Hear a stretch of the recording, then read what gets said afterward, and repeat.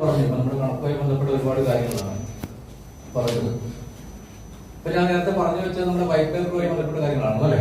White paper നമ്മളെല്ലാവരും നമ്മുടെ white paper ഒന്ന് ഓടിച്ചു നോക്കണം. വൈറ്റ് പേപ്പറിന്റെ അവസാനത്തെ രണ്ടാമത്തെ പേജിൽ നിങ്ങൾ കാണാം ഡാവോ, DAO. എന്താണ് ഡാവോ എന്ന് നമ്മൾ ഈ ബിസിനസ് ചെയ്യുന്ന ആളുകൾ കൃത്യമായി മനസ്സിലാക്കും.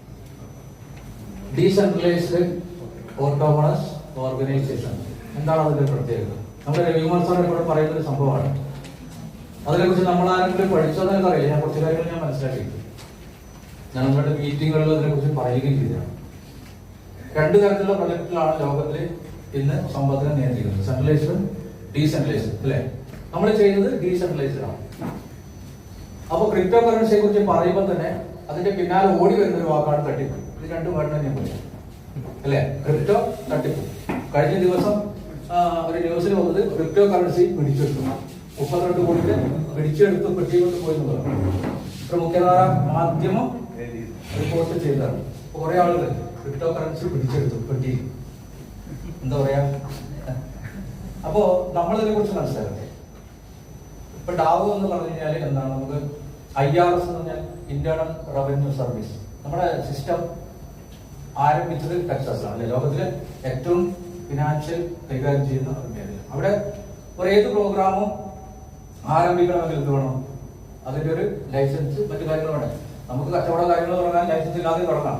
പോലീസ് വന്നാൽ ചിലപ്പോൾ പൂട്ടി വേണ്ട വരുന്ന മാത്രമേ ഉള്ളൂ. എല്ലാ കടലാസുകളും ലൈസൻസ് ഉണ്ടെങ്കിൽ നമുക്ക് അത് പൂട്ടിട്ട് വരില്ല. അതല്ല എന്റെ കാര്യം. ക്രിപ്റ്റോ കറൻസി മേഖലയെ കുറിച്ച് ഒരു നിയതമായ നിയമവ്യവസ്ഥിതി ഇന്ന് വരെ ഇല്ല എന്നുള്ളത് ഒരു സത്യമാണ്. എല്ലാ രാജ്യങ്ങളും റെഗുലേഷൻ കൊണ്ട് നിയന്ത്രിക്കുകയാണ് ക്രിപ്റ്റോ കറൻസി ചെയ്തത്. ഇന്ന് അശോക് സാർ ന്യൂസ് ഇട്ടിട്ടുണ്ട് അല്ലെ. ഇന്ത്യയിൽ ക്രിപ്റ്റോ കറൻസി അംഗീകൃതമായി തുടങ്ങി. നമുക്ക് ഗൂഗിളിൽ സെർച്ച് ചെയ്താൽ മനസ്സിലാവും RBI അംഗീകരിക്കുന്നുണ്ടോ, ബാങ്കുകൾ അംഗീകരിക്കുന്നു. അതൊക്കെ സാർ ഒരുപാട് ക്ലാസ്സിൽ പറഞ്ഞാണ്. ഇതിൽ ഒരു കാര്യം മാത്രമേ ഉള്ളൂ. ക്രിപ്റ്റോ കറൻസിയെ സംബന്ധിച്ച് നമുക്കറിയാം, അത് നമുക്ക് കാണാൻ കഴിയാത്ത ഒരു മൂല്യമാണുള്ളത് അല്ലെ. ആ മൂല്യം പ്രവർത്തിക്കണമെങ്കിൽ പണ്ട് നമ്മൾ ആളുകൾ എന്താ പറയുന്നത്, കാണാത്ത സാധനമാണ്, ഇതിനെങ്ങനെ വിശ്വസിക്കുക എന്നുള്ളതാണ്. അതുകൊണ്ടാണ് അതിന്റെ റെഗുലേഷൻ വളരെ നിർബന്ധമാണെന്ന് പറഞ്ഞിരിക്കുന്നത്. എന്താണ് ഈ റെഗുലേഷൻ? ഡീസെൻട്രലൈസ്ഡ് സിസ്റ്റത്തിൽ ഉള്ള നിയമങ്ങൾ ഹൈഡ് ചെയ്ത് വെക്കാൻ പറ്റും. ഓക്കെ അല്ലേ. ഇപ്പൊ നമ്മുടെ ഡ്രൈവറെ കുറിച്ച് പറയുകയാണെങ്കിൽ ഒരുപാട് നിയമങ്ങൾ അനുസരിക്കേണ്ട ഒരാളാണ് ഡ്രൈവർ. കോടതിന്റെ മുന്നിൽ ഓടിക്കാൻ പാടില്ല, കുട്ടികൾ പോകുമ്പോൾ നമുക്ക് ഒരുപാട് കാര്യങ്ങളുണ്ട്. പക്ഷെ ഇതുമായി ബന്ധപ്പെട്ട് പുള്ളി അറസ്റ്റ് ചെയ്താൽ എന്ത് സംഭവിക്കും? നല്ലൊരു വക്കീലാണെങ്കിൽ അദ്ദേഹത്തിന് ഊരിപ്പോരാം. സെൻട്രലൈസ്ഡ് സിസ്റ്റത്തിൽ നേരത്തെ ബാങ്കിന്റെ കാര്യങ്ങളൊക്കെ പറഞ്ഞല്ലോ, എല്ലാത്തിനും ഓപ്ഷൻ ഉണ്ട്. പക്ഷെ ഡീസെൻട്രലൈസ്ഡ് സിസ്റ്റത്തിലേക്ക് പോകുമ്പോൾ നമുക്ക് കിട്ടുന്ന രണ്ട് ബെനിഫിറ്റ് എന്ന് പറയുന്നത്, ഇവിടെ കാര്യങ്ങൾ തീരുമാനിക്കുന്നത് സ്മാർട്ട് കോൺട്രാക്ട് ഉടമകളാണ് അല്ലേ. നമ്മുടെ ഡാനിയൽ ജോൺസൺ സാറും ഞങ്ങളൊക്കെ ഒരേ കാറ്റഗറിയിൽപ്പെട്ട ആളുകളാണ്. അതുകൊണ്ടാണ് നമുക്ക് ബേണിംഗ് പ്രോസസ്സിൽ പങ്കാളിത്തം ലഭിച്ചിരിക്കുന്നത് അല്ലേ. സെൻട്രലൈസ്ഡ് സിസ്റ്റത്തിൽ ഏതെങ്കിലും ഒരു തീരുമാനം എടുക്കാൻ വേണ്ടി അവിടുത്തെ യൂണിയനോ ഏതെങ്കിലും ക്ലബിന് പറ്റുമോ? ഇല്ലല്ലോ. ഒരു പണി നമുക്ക് പറയില്ലേ. പക്ഷെ ഇവിടെ നമുക്ക് എന്തുകൊണ്ടാകുന്നത്, ഒരു ഡീസെൻട്രലൈസ്ഡ് സിസ്റ്റത്തിന്റെ ഭാഗമായിട്ട് നമ്മളൊരു സ്മാർട്ട് കോൺട്രാക്ട് അഡ്രസ് ആയതുകൊണ്ടാണ്.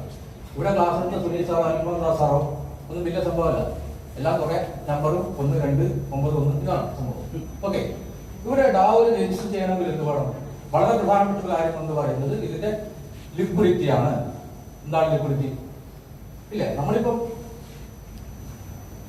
ഒരു 100 ടോക്കണാണ് നമ്മുടെ കയ്യിലുള്ളത്. 100 ടോക്കന്റെ വില എന്ന് പറയുന്നത് 100 രൂപയാണ്. വളരെ ലളിതമായി പറഞ്ഞാൽ 100 രൂപയാണ്. സംഭവം എന്ത് കാര്യങ്ങൾ നടക്കണമെങ്കിലും വിൽക്കുക, വാങ്ങുക എന്നുള്ള പ്രോസസ് കൂടെ കടന്നു പോകണം അല്ലേ. വിൽക്കാൻ ആൾ നിൽക്കുന്നു, വാങ്ങാൻ ആളിലേക്ക് എന്ത് ചെയ്യും? വിൽക്കുന്നവര് പൈസ കൊടുക്കാൻ പറ്റില്ല. പൊട്ടുവിൽക്കുക ക്രിപ്റ്റോ കറൻസി പൊട്ടിപ്പോകുന്നതിന്റെ കാര്യം വാങ്ങാൻ ആളില്ലാത്തതാണ്. ഇപ്പൊ എന്ത് ചെയ്യും? അതിന്റെ പുറത്തെ വേറെ എയർ ഡ്രോപ്പ്, അങ്ങനെ കുറെ കാര്യങ്ങൾ ഇതുവരെ വന്നു. ഇതാണ് 1000 രൂപക്ക് 1 ലക്ഷം പോയത്. 1 രൂപ കഴിഞ്ഞാൽ ഇത്രയും നല്ലോണം കടന്നു. മരിക്കുന്നവരെ സ്വപ്നം അറിയില്ല സംഭവം ആവില്ല. ഇവിടെ ഡാവോയിൽ രജിസ്റ്റർ ചെയ്യണമെങ്കിൽ എന്ത് വേണം? കൃത്യമായ ലിക്വിഡിറ്റി പ്രൊവൈഡ് ചെയ്ത് IRS അംഗീകരിച്ചാൽ മാത്രമേ ആ ഒരു റെഗുലേഷന്റെ കീഴിലേക്ക് ആ ഒരു സിസ്റ്റം എത്തുകയുള്ളൂ.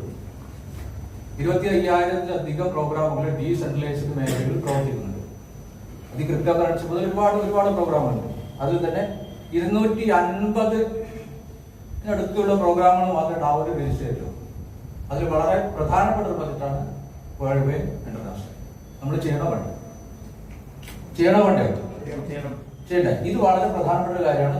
നിങ്ങൾ സെർച്ച് ചെയ്തതിന്റെ മറ്റു കാര്യങ്ങളെ കുറിച്ചൊക്കെ പഠിക്കുക. അതാണ് ഞാൻ നേരത്തെ പറയാൻ പോയത്.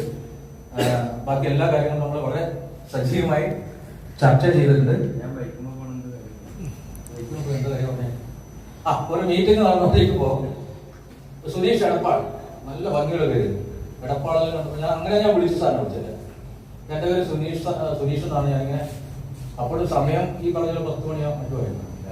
ഞാനിങ്ങനെ പേൾവെയിൻ ചെയ്യുന്ന ആളാണ്. ഞാൻ ഭയങ്കര സന്തോഷം. പേൾവെയിൻ ചെയ്യുന്ന ആളല്ലേ നമ്മളും. ഇങ്ങനെയാണ് കാര്യങ്ങളൊക്കെ പറഞ്ഞു. അങ്ങനെ നമ്മൾ നല്ല പരിചയമല്ലേ. ഞാൻ നേരത്തെ പറഞ്ഞു വന്നത്, ഇവിടെ ഇരിക്കുന്ന ഓരോ ആളുകളും, ഞാനും മനീഷ് സാർ ഇങ്ങനെ ഇതുമായി ബന്ധപ്പെട്ട് നടക്കുന്ന സമയത്ത് നമ്മളിത് ആരോട് ചോദിക്കാൻ, എന്തെന്ന് പറയാൻ, നമുക്ക് മുഴുവട്ടാന്ന് പറഞ്ഞ ഒരു കാലത്തിലൂടെ നമ്മൾ അറിഞ്ഞാൽ മതി. പണത്തിനെ കുറിച്ച് ആര് സംസാരിക്കാൻ തുടങ്ങുന്നുവോ അന്നു മുതൽ നിങ്ങളെ ആള് വെറുത്തു കൊടുക്കും. ഉറപ്പല്ലേ? പണത്തെ കുറിച്ച് പറയുമ്പോൾ നമ്മുടെ ഓട്ടോമാറ്റിക്കലി അവർക്ക് വെറുപ്പുണ്ടാവും. കുറച്ച് കഴിഞ്ഞാലാണ് ഒരാൾ വട്ട് മൂത്തുന്നു, ഒരാൾ കുഴപ്പമില്ലാന്ന് പറയാം. അല്ല, 3 സ്റ്റേജാണ് ബിസിനസ്സുകാരൻ കടന്നു പോകുന്നത്. 3 സ്റ്റേജിലാണ്. ഇൻസൾട്ടിങ് ഏരിയ എന്ന് പറയാതെ ഞാൻ നേരത്തെ പറഞ്ഞ സംഭവം, ചിരിക്കുക, കളിയാക്കുക, നാടൻ ഭാഷ പറഞ്ഞാൽ കുത്തുക.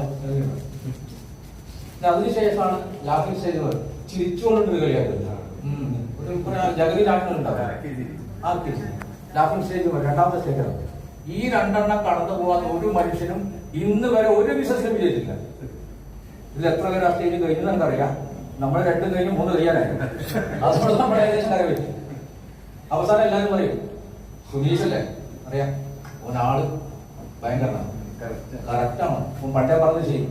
ഇത് 3ാമത്തെ സ്റ്റേജാണ്. ഇവിടെ എത്താൻ കുറച്ച് പണിയുണ്ട്. നമ്മളെ ഉളുപ്പുണ്ടാകരുത്, നാണം ഉണ്ടാകരുത്, മാനം ഉണ്ടാകരുത്. ഈ സാധനം കുറച്ച് ഞാൻ ഇവിടെ വന്നോളൂ.